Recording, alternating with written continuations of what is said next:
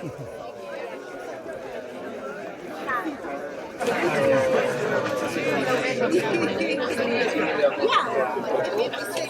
everybody! Welcome to Orknage. Would anybody that's capable of standing please stand?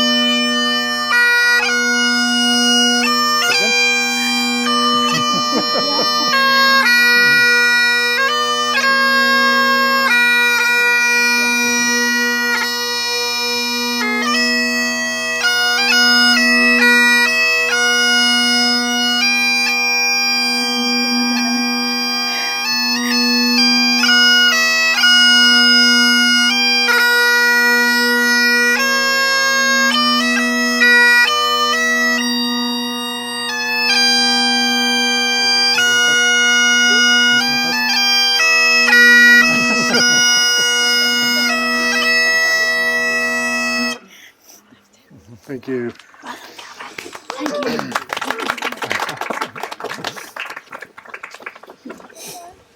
Okay. Good afternoon, everyone. So I never thought I'd see so many friends, so many family here together.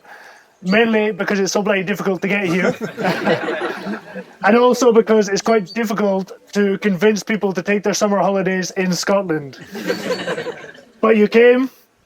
And we are enormously grateful, especially to those who travelled long distances to get here. So we have friends and family here from Chile, Colombia, Canada, Australia, Ireland, Turkey, Israel, Germany, Spain, and Norway. And if I missed anyone out, I apologise. And Netherlands. And the Netherlands. But it means so much for us to have you here with us. And I hope you leave with fantastic memories and without frostbite. So most of you are probably aware that Maria and I are already married. We had a small-ish ceremony in Santiago in March where we received our marriage certificate, which is here. So we had a dinner and a party with family and friends, and I said smallish because we'd planned a dinner with about 30 people and we ended up with 80 people. And that tends to happen to us, and one of us is mainly to blame for that. Maria has a lot of patience. We had a wonderful time in Santiago. We had dinner in a friend's restaurant with Onur and Paula, which is they have a Turkish restaurant in Santiago. But not everyone was able to be there with us. So we decided it was important to do another party. And I wasn't able to convince Maria that we could do parties in Chile, Scotland and Colombia. So we decided to focus on Scotland and bring family from Colombia here. So that should have been really easy, right? So until 1 week ago, we didn't know whether Maria's family would actually make it here. So they had their flights. What they didn't have was visas to get through Canada, a transit visa. They didn't get their visa, so we had to change the flights. Where they went through from Cali to Panama, to New York, and then into Edinburgh, with about 40 hours of travel. But they made it. So thank you, Francia, thank you, Milena, Juan, and Juanita for making that trip. And also thank you to my parents, Matthew and Kath, for hosting us, for looking after us, for letting us use your marvelous farm, and for all the work that you've put into making today happen.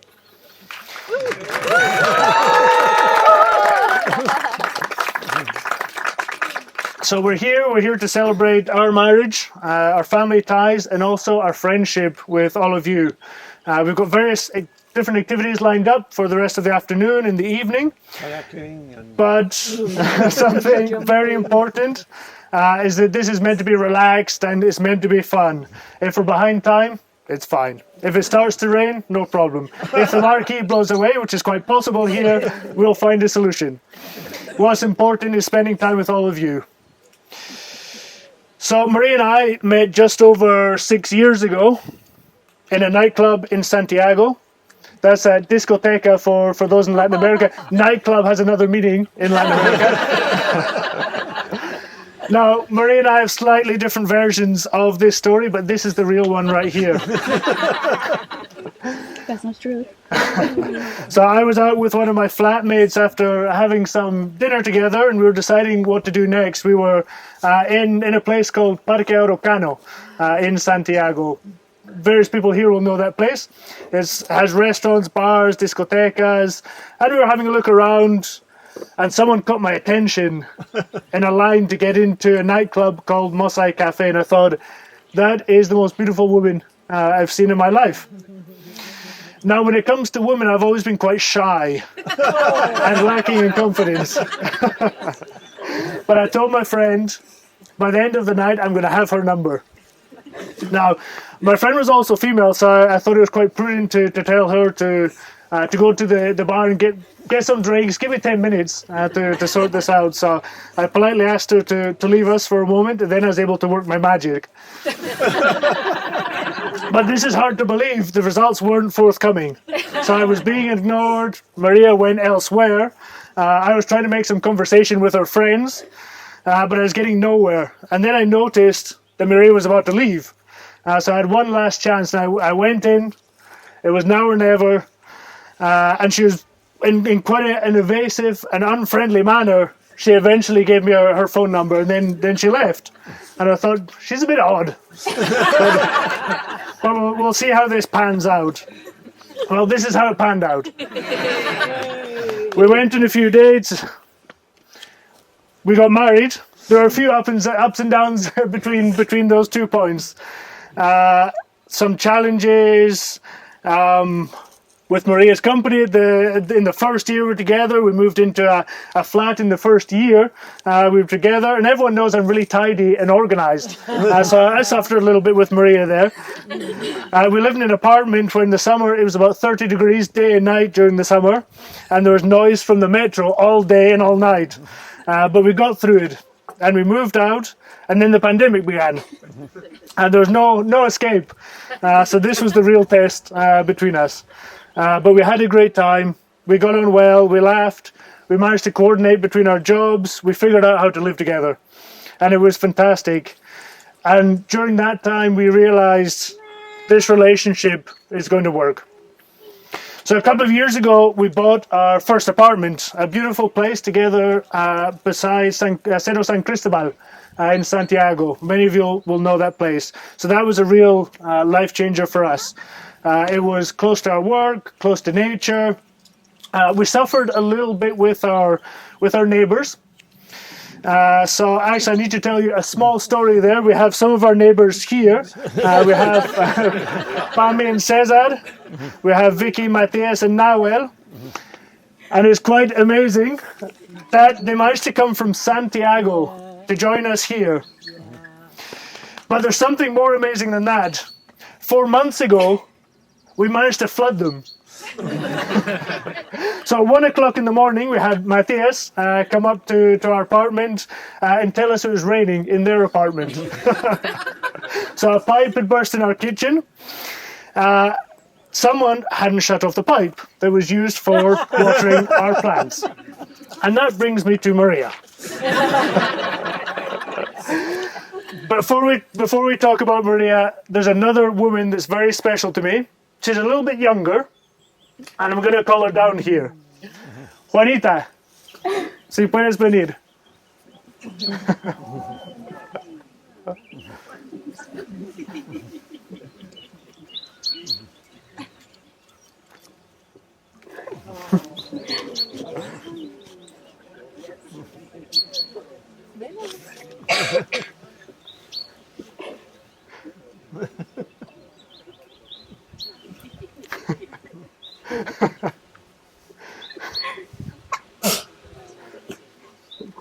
Por aquí, bonita.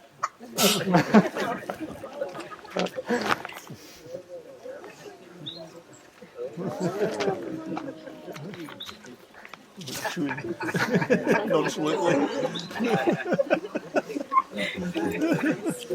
Gracias, bonita.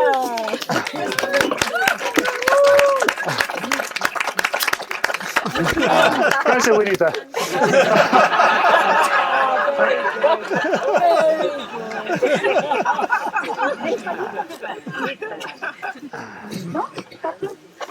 Espera, bonita. Muy bien. Gracias, bonita. What's your beer?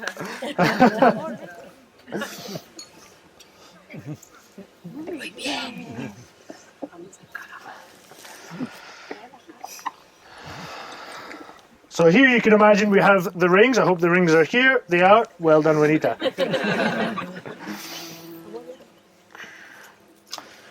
Maria, you're the best thing that's happened in my life.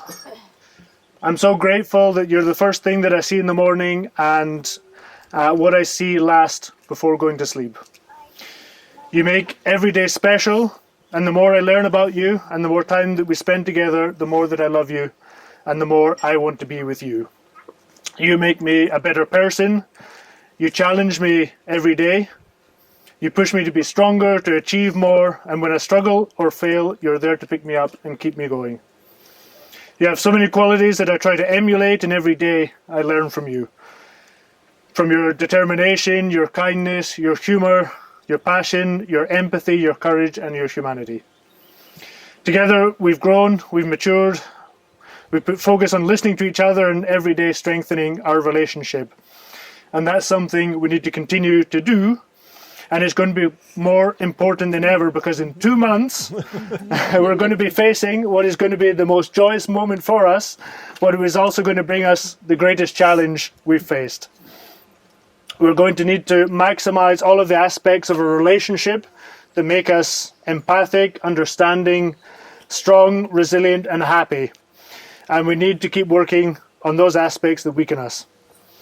I know we're going to be successful in all of our endeavors and in building a loving and supporting family because I know you.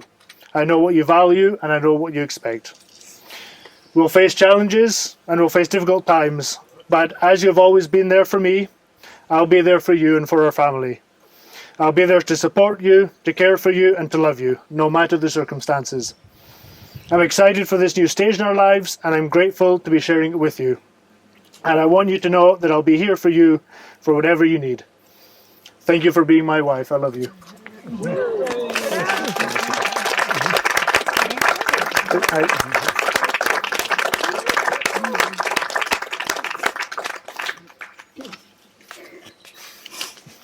Es mi turno. ¿Y qué no? Está bien. Sí. Hazlo nomás. So sorry, I'm trying in English, but I prefer to speak in Spanish. So, okay. I'm nervous. Espero no llorar de nuevo. Okay. Muchas gracias a todos por acompañarnos, de verdad. Vienen muchas personas de varios rincones del mundo y eso entusiasma un montón, sobre todo el cariño, cómo lo expresan.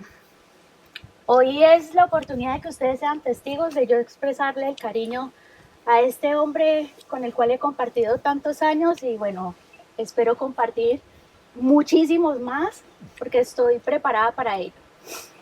Entonces, quiero aprovechar la diversidad cultural que hoy nos acompaña para dejar plasmado en nuestras memorias, que luego se van a convertir en lindos recuerdos, lo mágico que ha sido compartir a tu lado varias experiencias únicas que día a día suman una esencia especial a nuestra historia.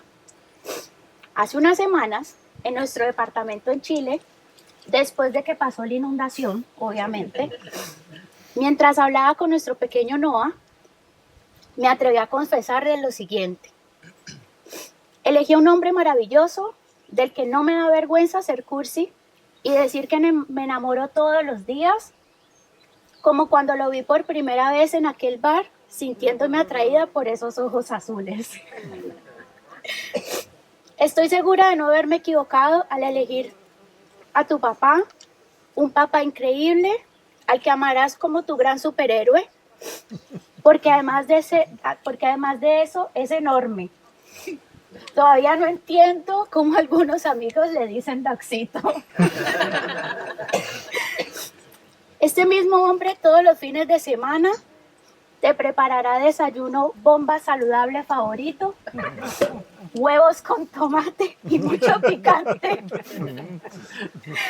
Y seguramente cuando estés más grande, siempre que quieras ayudarlo en la cocina, te dirá que lave los platos y limpies el desastre que deja cuando cocina. Cocina muy delicioso, pero su desorden es un peligro. Pasarás a hacer la labor que mamá hace la mayoría de los fines de semana. Pero ¿sabes qué, Noah? Al final no importa.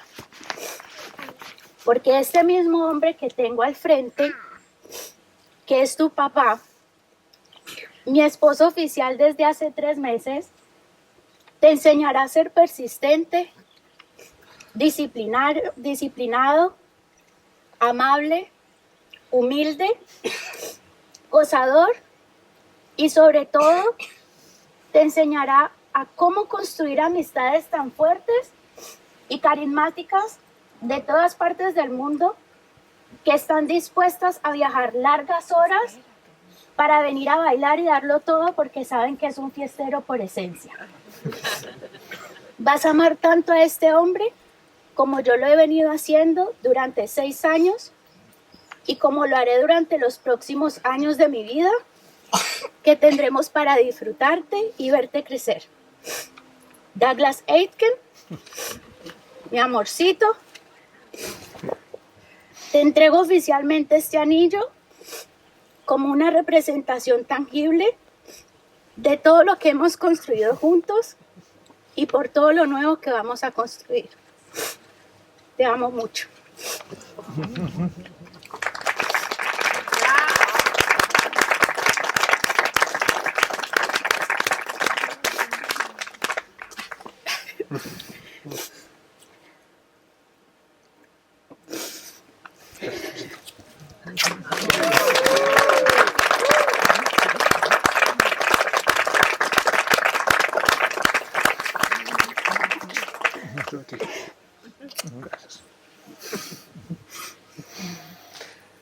Okay.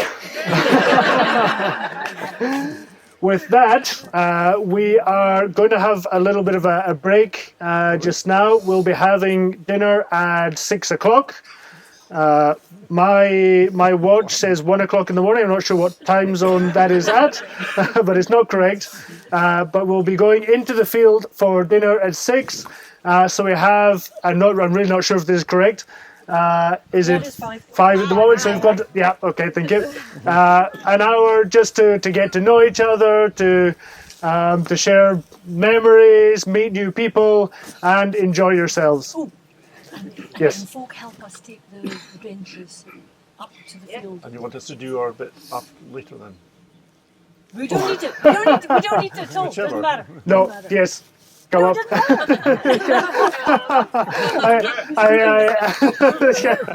I deviated slightly from the program there.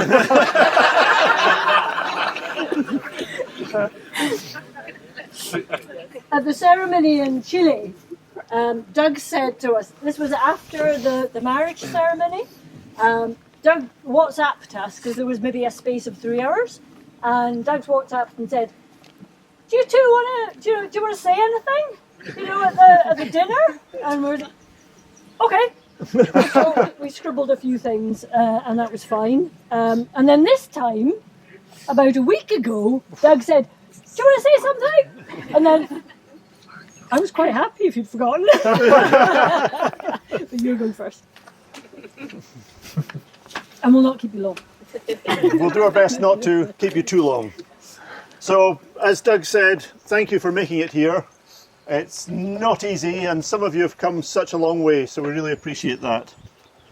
We're delighted that Doug and Maria are already married, and we're even more delighted that we're going to be grandparents again. We love being grandparents already, and to be able to be grandparents twice over is just wonderful. Maria has been with Doug for several years and so knows quite a lot about him, but what she doesn't know so much is his younger life. So I thought I would help her with some of the earlier years of Doug growing up. Yeah. Possibly this might also give them some idea as to what Noah might be like when Noah comes along. My first memory of Doug is when he was born. Doug was born at home, and the GP was there along with a midwife, and I certainly remember the GP that we knew quite well as a friend, Paul and I, sitting on the bed. Kath was having sparkling wine at that point. Well, Doug had been born, so yes, this is afterwards. And so there were Paul and I drinking beer. And beer seems to have been a kind of a bit of a theme through Doug's life. I did notice the beer appearing in the wheelbarrow as it came down. It just seems to feature quite a lot. It was interesting that our daughter Kirsten, who's also here, when she was a baby, we would go to a pub, as we do. It's not true. It's not true. And she didn't like beer as a baby, strangely. She would force it away. When Doug, at the similar age, was offered beer, he was all the kind of, bring it on. Yeah, I want more. And we had decided for this stew today that we had plenty of beer. Doug and Kath went shopping the other day. We need more. We need lots more. So lots more was bought. We shouldn't run out. I don't think there's much danger. Don't see that as a challenge. The other thing that's very important, well, many things important in Doug's life, the other thing that similarly is food. Doug is quite a substantial eater.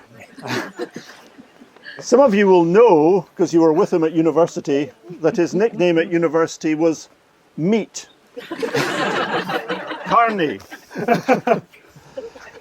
I think you went out with a vegetarian once. That was never destined to make it.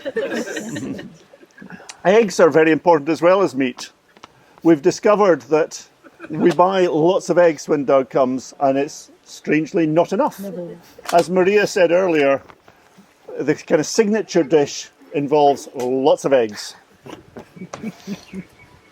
He had an occasion as a youngster when we were away for the day, and we'd said to Doug, we'd found this little clutch of eggs because we had hens at the time, and we said to Doug, have eggs for your supper, and there'll be plenty there. And when we phoned him to say, how have you got on in the day, he said, I'm not feeling that well. And he said, well, did you have the eggs? I said, yes. So how many? 13. It hasn't changed much since. Partying's another big thing. Doug loves a party. He has been known at university, and again, some of you here will know, at university to be seen wearing a tutu on the way to the party, or a nappy. And actually, in our drawers upstairs, we still have clothes from Doug, his dressing up clothes for going to parties, are still in some of those, in the drawers upstairs. He did ask us one time at university, and some of you actually were part of this. He said, instead of giving me something for my birthday, would it be okay if I brought some friends down? This is to come here. And as I say, some of you were here on that occasion. Kath immediately said, of course, good idea. I immediately said, how many? And it turned out to be 16, of which there were something like 10 nationalities. Always been somebody who's gone for international friends. And talking of friends, Doug is somebody that can make friends anywhere. You just need to look around you. But if he happened to be, as he has on occasion, up this hill, he talked about San Cristobal near their apartment, up the hill, and somebody is broken down on their bike, stop, have a chat. Oh, they're a friend now. Oh, we'll go and have a coffee and have lunch and we'll meet up again. Friends are made very easily with Doug. Meet somebody in the street, let's have a coffee. And is apt to invite them to things. And in fact, I'm looking around, because when we were in Colombia, Doug invited Jaime, the Uber driver, to this party. And I'm not sure, is Jaime here?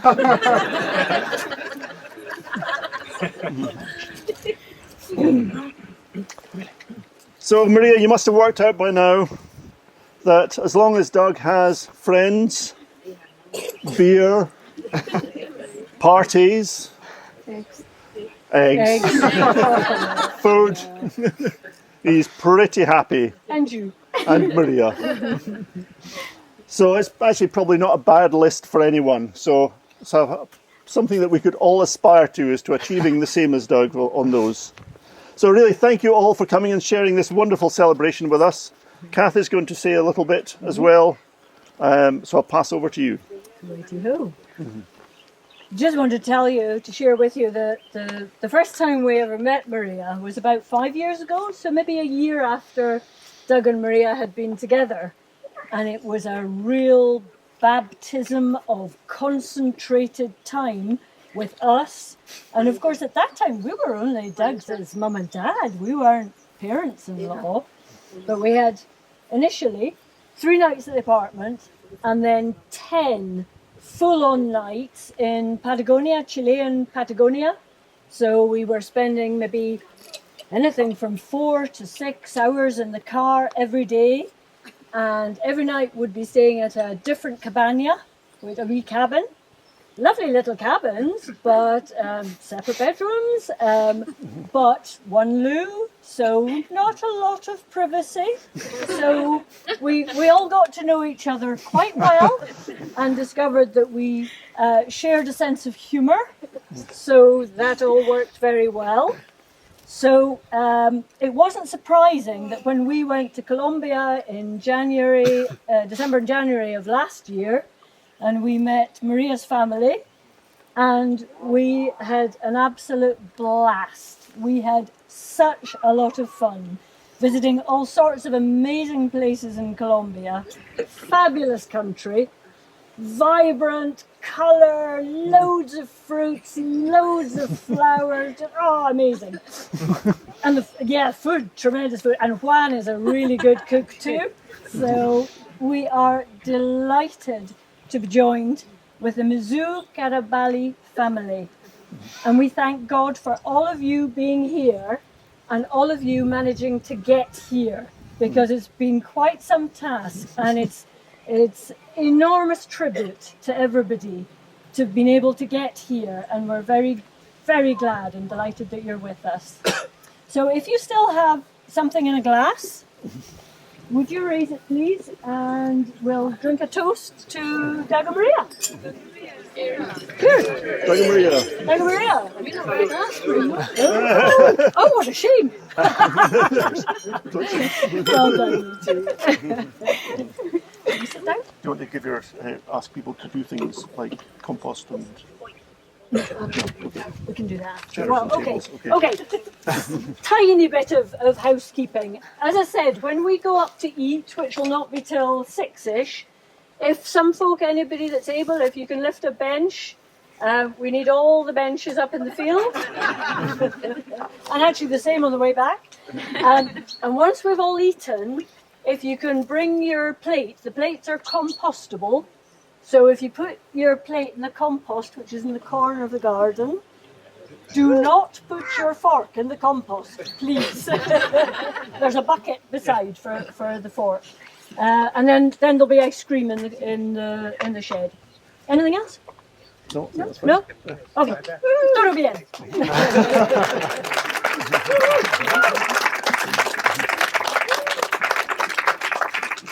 Okay, as my mum said, we'll be eating around 6 o'clock, so we've got until then to chat, to drink a bit, and get to know each other. So you're free for the time being. Thank you.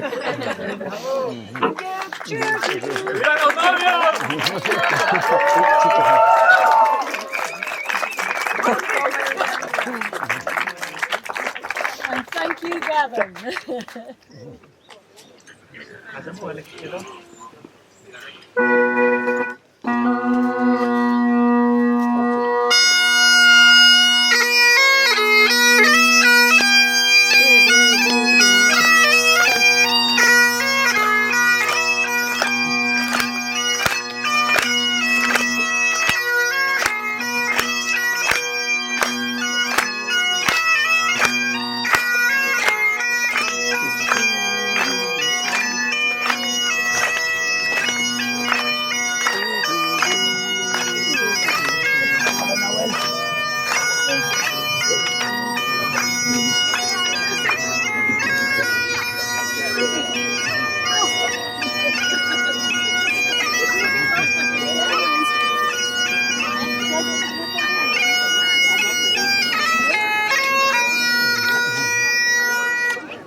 Excellent. Thank you, Gavin. Thanks very much.